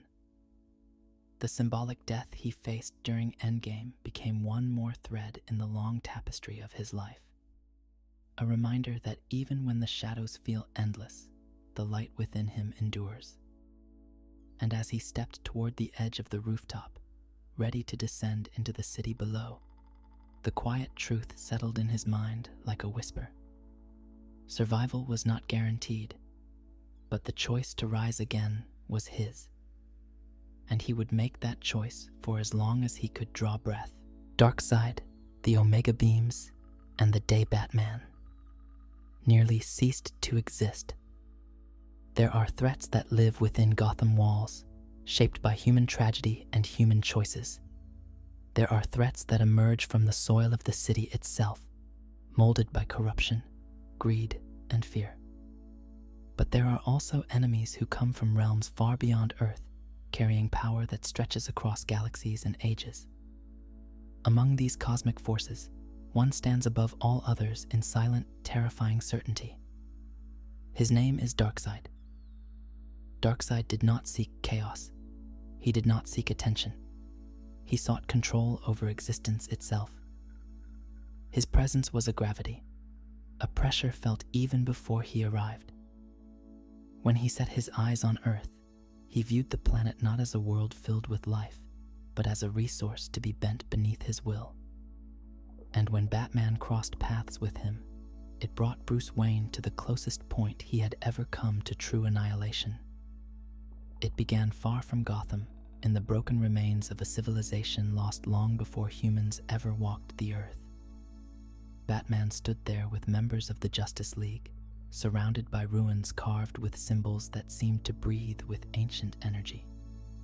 The air carried a faint hum, as if the ground itself remembered every step Darkseid had ever taken. Every stone felt heavy underfoot, weighed down by the memory of worlds conquered. Bruce felt small in that moment, though he would never admit it aloud. Not weak, but small, standing beside beings who could reshape mountains with their hands. Yet he was there for a reason. The Justice League needed him not for strength, but for clarity, for strategy, for the part of him that saw what others overlooked. When Darkseid arrived, the world around them dimmed. The sky twisted into shades of red and black. The very light seemed to bend away from him, as though even brilliance feared his presence. His footsteps were slow, measured, and each one echoed like distant thunder. Batman stared at him with unblinking resolve, though beneath his armor he could feel the truth of what stood before him. This was not a man. This was not even simply an enemy. This was a force that existed beyond mortality. The confrontation escalated quickly. Superman clashed with Darkseid in shockwaves that cracked the air. Wonder Woman met him with the strength of ancient gods. The battlefield trembled beneath their strikes, but Darkseid moved with calm certainty, as though every moment unfolded exactly as he intended. When he turned his gaze toward Batman, the air grew colder. Batman had prepared traps. He had prepared contingencies. He had prepared for outcomes others could not imagine. But he had not prepared for the Omega beams. Darkseid eyes shifted with a faint glow, red and burning with cosmic precision. Streams of energy spiraled out, twisting through the air like living threads of fire. They did not move randomly. They followed Batman, bending in unnatural curves to strike at him no matter where he went. Bruce had only seconds to react. He ran across the broken stone floor, his steps quick and precise, every breath measured. The beams followed with impossible accuracy, turning corners, weaving through ruins, bending around obstacles with liquid fluidity. They pursued him not as weapons, but as destiny. When the first beam grazed his shoulder, pain surged through his body like electricity. His armor cracked in a flash of light. The second beam struck moments later, hitting him directly across the chest. Instead of burning through him instantly, it wrapped around him in spiraling patterns of red light, binding him with cosmic energy. He staggered backward, his lungs tightening, the world dimming around him. Then everything stopped. The Omega beams did not destroy him outright. They pulled him out of reality, unraveling the space around him with quiet precision. There was no explosion. There was no sound of pain. There was only a soft distortion, like fabric being gently lifted away from the wind. Bruce felt the world slip. He felt gravity vanish. He felt air disappear. He felt the thread of life thin beneath his feet.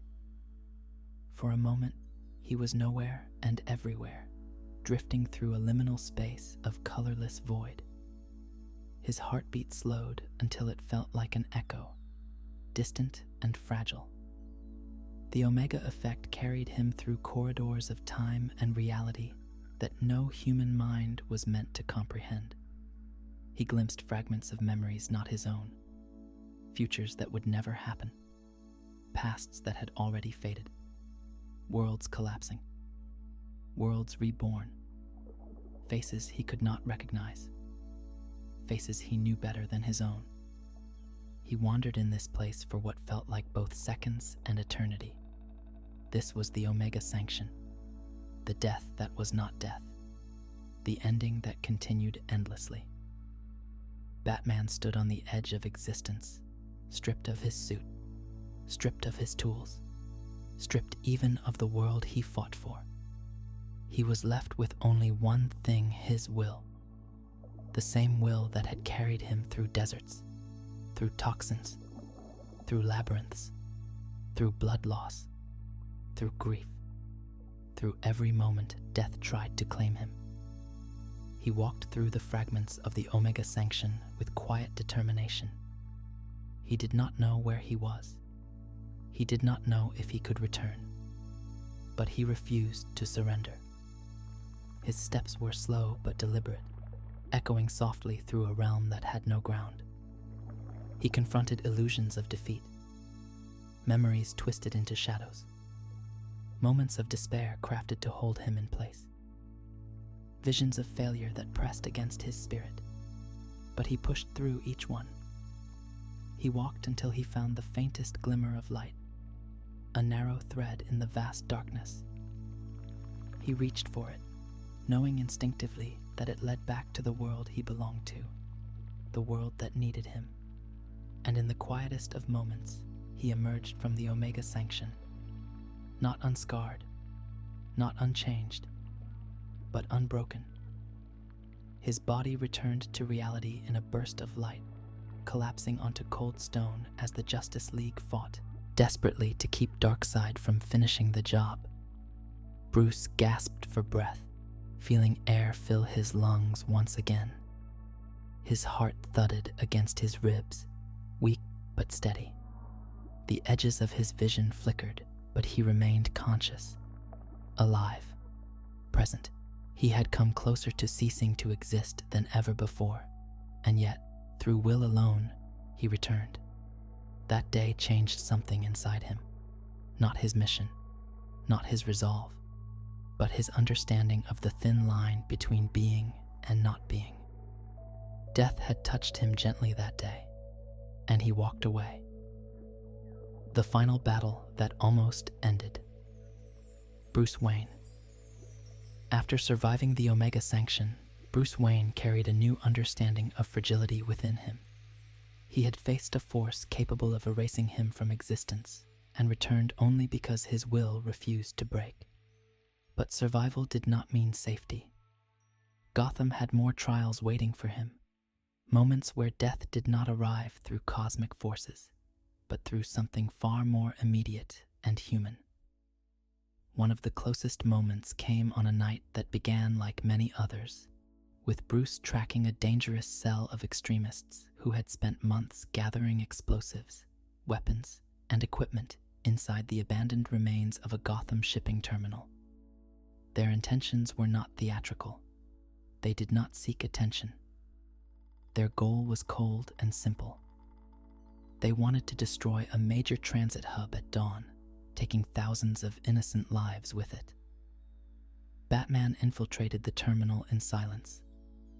Rain fell through broken skylights, creating thin streams that dripped onto the concrete below. Shadows stretched long across the floor. Old shipping crates towered like monuments to forgotten trade. Bruce moved through the space with familiarity, studying the layout with calculated precision. But the extremists were prepared for him. They had rigged the entire complex with layered traps, pressure triggers, and remote detonators. They knew Batman would come. They wanted to confront him not with guns, but with flames. A sudden explosion tore through one section of the building, sending waves of heat and debris crashing into the air. Batman dodged the initial blast, rolling behind a shipping container, but the explosion was only the beginning. A chain reaction of charges detonated one by one across the warehouse, collapsing beams and shattering glass. The noise thundered through the air. Flames tore through the walls in swirling bursts. Smoke billowed upward, carrying the smell of gasoline and burning metal. Batman sprinted through the chaos, searching for the control panel that would disarm the final charge. But another explosion erupted on the walkway above him. The blast hurled him forward, slamming his body into a steel pillar. He felt a sharp crack in his ribs, followed by a wave of dizziness that blurred the world around him. His ears rang endlessly, drowning out the roar of the flames. He pushed himself up, only to collapse again. His legs trembled. His breath faltered. A piece of shrapnel had embedded itself deep into his side, heating rapidly from the flames around him. He gripped the metal and pulled it free, gasping as blood began to stain the suit beneath his glove. There was a moment when he lay there, feeling the heat intensify. The fire grew louder. The roof above creaked, ready to fall. Batman understood he had only seconds. He forced himself to move, crawling toward the blast door that led into the central corridor. Flames licked at his cape, burning the edges into curled, blackened strips. The smoke grew thicker, pressing into his lungs with each breath. His vision dimmed again. The world felt distant, as if he were sinking beneath heavy waves. Outside, the extremists believed the plan had succeeded. They saw the explosion tear through the building. They saw the flames engulf the upper levels. They watched as debris cascaded out through shattered windows. In their eyes, Batman was dead. Gotham would wake to a city without its protector. But Bruce did not yield. He reached the corridor, dragging his body inch by inch. His hand brushed against the emergency access panel, and he used what strength remained to override the lock. The door slid open with a sluggish groan. The air inside was cooler, shaded from the flames. He pulled himself through just as the main structure behind him collapsed into a storm of sparks and smoke. Bruce lay on the floor, chest rising and falling with shallow breaths. His entire body shook from exhaustion, blood loss, and the shock of the blast. For several minutes, he could not move. He could only listen to the distant roar of fire as the warehouse burned completely, consuming evidence of the trap that had almost taken his life. In the hours that followed, emergency crews arrived, responding to reports of the explosion. They believed the building was empty. No bodies were found in the initial search. Gotham news stations reported a warehouse demolition accident, but whispers spread quickly among those who watched the dark skyline at night. Some believed Batman had died in the blast. Some believed he had disappeared. Some believed he had finally reached the limit of the mortal body beneath the mask. But Bruce endured the agony long enough to stand again. He walked through the shadows surrounding the perimeter of the site, moving unseen. His cape was burned. His suit was torn. Blood dripped silently from cuts that had not yet closed. He moved slowly, step by step, each motion sending a jolt of pain through his battered frame. But he moved. He returned to the cave just before dawn, collapsing into the chair near the medical wing. Alfred, who had remained awake through the night, nearly stumbled when he saw Bruce enter. He rushed to his side, supporting his weight and lowering him gently onto the medical platform. The injuries were severe: burns along the arms and shoulder, shrapnel wounds across the ribs and abdomen, bruises blooming beneath the skin like dark galaxies, a minor concussion that made every sound echo painfully through his skull. Alfred tended to him with steady hands, though tears glimmered faintly in his eyes. He whispered that Bruce had reached a point no one could survive, and yet he had. Bruce listened in silence, his breathing slow and ragged. He knew he had come close, closer than anyone realized. The blast could have ended his story in seconds. Gotham could have awakened to a world missing the one symbol that reminded them of resilience. As he rested in the dim cave light, Bruce thought about what it meant for Gotham to believe he was gone. The city, in those first few hours, felt his absence. Crime paused in uncertainty. Citizens whispered anxiously. Some felt fear. Others felt relief. Yet beneath it all, there was a sense of stillness, as though Gotham itself held its breath. Batman had been broken before. He had been lost in labyrinths. He had been frozen, poisoned, crushed, stabbed, and nearly erased from reality. But the explosion was different. It had shaken the city as much as it had shaken him. And in the quiet that followed, Bruce understood that survival was no longer just about enduring these moments. It was about returning each time the world believed he would not, returning until his purpose was complete. He closed his eyes, breathing slowly, letting the ache settle, letting the night fade. The fire had almost taken him. Gotham had almost lost him. But once more, Bruce Wayne had stepped back from death and into the shadows where he belonged. Batman's long relationship with death and the quiet philosophy that keeps him moving. In the days that followed the explosion, Gotham returned slowly to its restless rhythm. Buildings continued to rise in new developments. Sirens echoed across districts touched by crime. citizens moved with the same mixture of weariness and resilience that defined the city. But something felt different, even if only a few could sense it. Gotham had almost lost its silent guardian. It had almost become a city without its shadow. Bruce, still recovering in the manor, felt this difference too.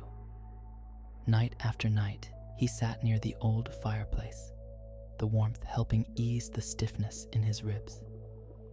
Flames danced inside the stone hearth, their gentle light reflecting in his tired eyes. He watched the fire with quiet contemplation, the flickering shadows reminding him of all the moments when death had reached for him in different forms. He had survived explosions, toxins, broken bones, freezing temperatures, blades, and blows meant to end him. He had survived labyrinths that stole his sense of time, tunnels that buried him in silence, deserts that tried to drain the life from him, and cosmic forces that tried to erase his very existence. Each confrontation brought him close to an ending, yet each time he stepped away from the edge and returned to Gotham. What lingered with him most deeply was not the pain of his wounds. Pain was something he knew intimately. What lingered was the question that rose quietly during every moment he drifted near unconsciousness. Why did he continue? He knew the answer, yet it never failed to surprise him in its simplicity. He continued because life still had meaning, because every breath mattered, because Gotham was more than its darkness. It was a place filled with people who deserved a tomorrow. People who might never know that their safety existed because of a man who walked through death again and again in silence. Sometimes, on nights when pain flared beneath his bandages, Bruce walked slowly through the halls of the manor. The old wooden floors creaked softly under his steps. Framed photographs lined the walls, showing generations of Wayne family history. He paused often at the picture of his parents, studying the stillness of their expressions. The memory of that night in Crime Alley lived with him always, not as a wound, but as a reminder. Death had touched his life early. It had shaped him. It had taken the people he loved, but it had not taken everything. He still had purpose. He still had will. He still had the ability to stand between others and the same cold emptiness that reshaped his childhood. There were nights when Alfred found him standing near the window overlooking the grounds, staring into the moonlit trees. Alfred would approach softly, letting the silence settle between them before speaking. He always reminded Bruce that no man could outrun mortality forever, that even the strongest heroes must eventually yield to time. But he also reminded him that what mattered was not the number of days a man lived, but what he did with them. Bruce listened. He took those words into his heart. He carried them wherever he went. His relationship with death was unlike that of any ordinary person. It was not fear. It was not dismissal. It was a quiet acknowledgement that death was always there, standing patiently at the edge of his path. Sometimes close, sometimes distant, but always present. He did not run from it, nor did he challenge it with arrogance. He walked alongside it, understanding its weight, its certainty, and its quiet influence on every decision he made. Death had become a teacher rather than an enemy. It taught him to move carefully, to think clearly, to value each moment of breath, to protect those who still had years ahead of them, to accept that he could not save everyone, but that he could try. There were moments in the cave where Bruce sat in the dark beside the silent computers, the screen light fading softly across the floor. In these quiet hours, he reflected on the thin margin that separated him from the people he saved.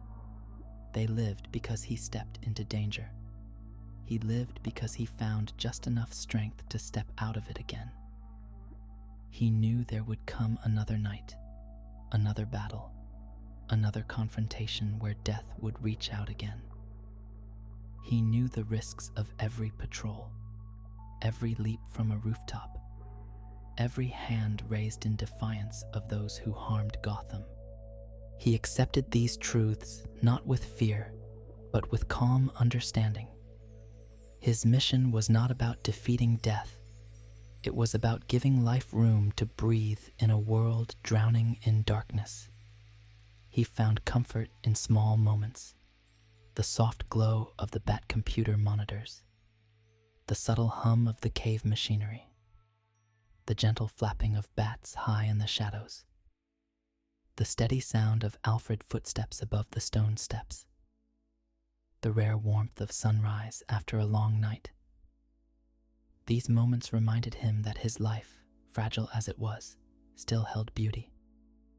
And so, in the quiet reflection that followed near destruction, Bruce understood something simple and profound. He did not survive because he was stronger than death. He survived because he refused to let fear dictate the end of his story. Every breath was a choice. Every night he returned to Gotham was a promise. Every narrow escape was a reminder that he still had work to do. And in that promise, Batman found his strength. A calm reflection on survival, purpose, and the quiet legacy of Batman.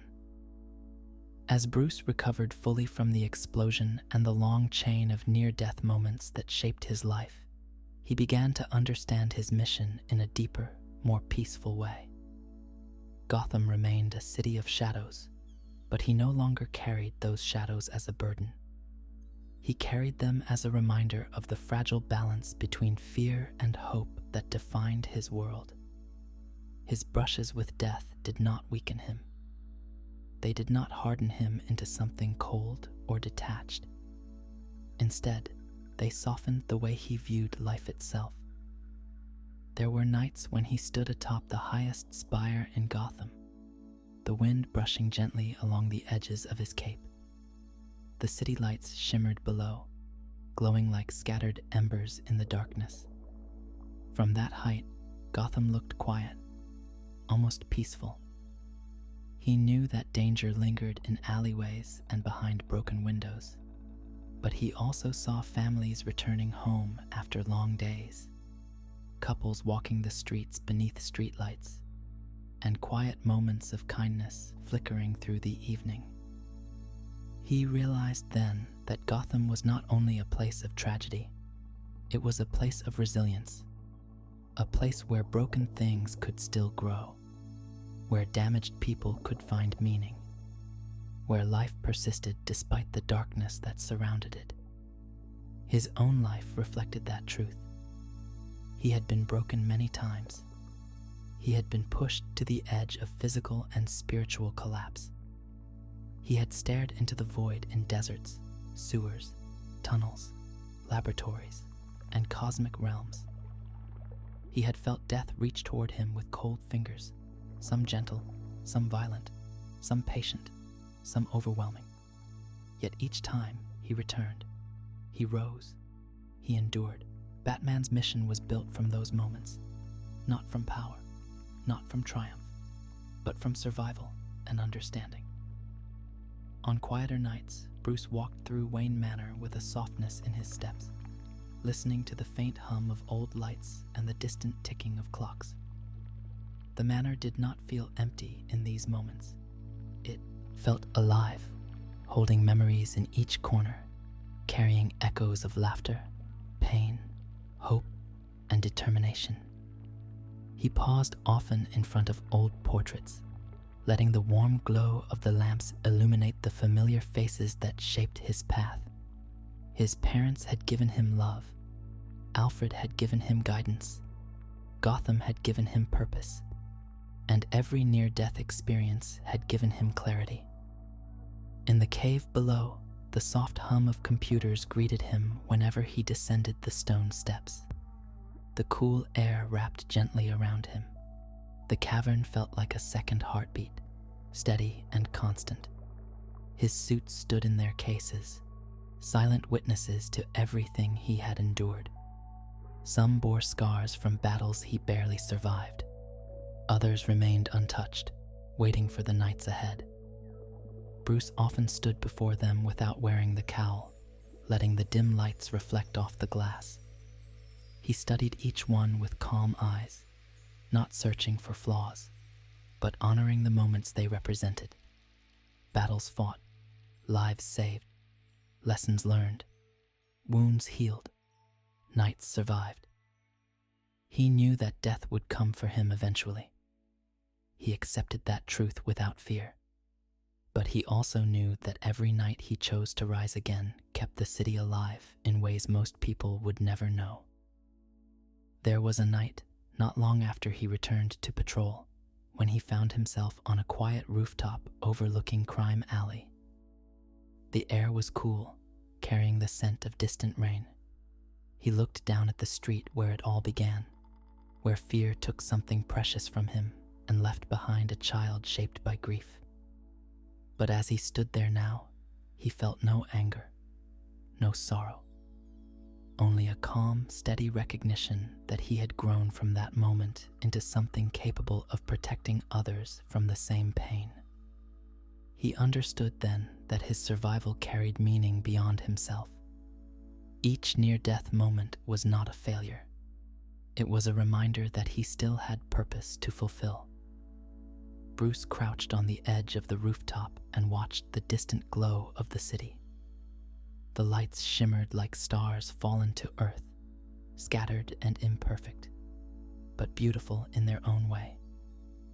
He breathed deeply, feeling his ribs expand without pain, feeling the strength return fully to his body. He whispered into the night, not as Batman, but as Bruce Wayne, thanking the city for the lessons it taught him, for the shadows that shaped him, for the fear that sharpened him, for the near deaths that reminded him life was precious. Then he rose, calm and steady, and stepped back into the darkness with quiet confidence, not as a symbol of fear, not as a warrior of vengeance, but as a guardian shaped by mortality and guided by a gentle understanding of life. As he leapt across the rooftops, the city lights flickered softly beneath him. The wind whispered along his cape. The night was cool, peaceful, and still. And somewhere in the silence, Gotham breathed with him, grateful for the man who walked through death not once, but countless times, so that others could sleep safely. In the fragile quiet of the night,